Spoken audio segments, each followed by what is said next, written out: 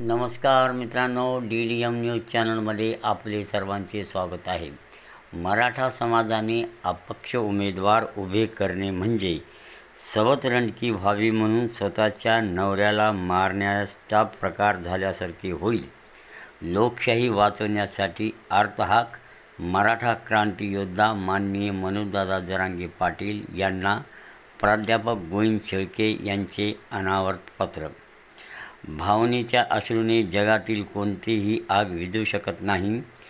जगातील कोणतीही क्रांती भावनेच्या बळावर यशस्वी होत नाही. भावना ही क्षणिक असते. भारताचे संविधान सध्या धोक्यात आलेले असून लोकशाही धोक्यात आली आहे. भारत सध्या हुकुमशाहीच्या वाटेवर असून आपण लोकशाही वाचवण्यासाठी एक नाही झालो तर आपली लोकशाही धोक्यात आहे. हे काळ्या दगडावरची पांढरी रेघ आहे.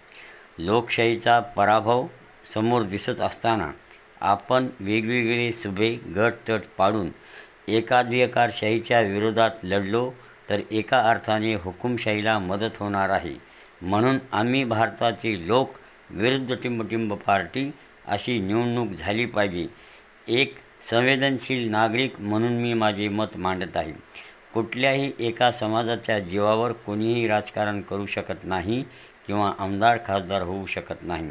मराठा समाजाने जर अपक्ष उमेदवार उभे केले तर सवतरणकी व्हावी म्हणून स्वतःच्या नवऱ्याला मारण्याचा प्रकार झाल्यासारखे होईल. परिणामी ती आपणच केलेली राजकीय आत्महत्या होईल. मराठा समाजाने लोकसभेसाठी अपक्ष उमेदवार उभे करणे म्हणजे आत्तापर्यंतच्या सर्वात दुःखदायक आत्मघातकी निर्णय ठरेल आणि याला इतिहास माफ करणार नाही. शेवटी असे कोणी म्हणू नये की मराठे युद्धात जिंकतात आणि तहात हारतात.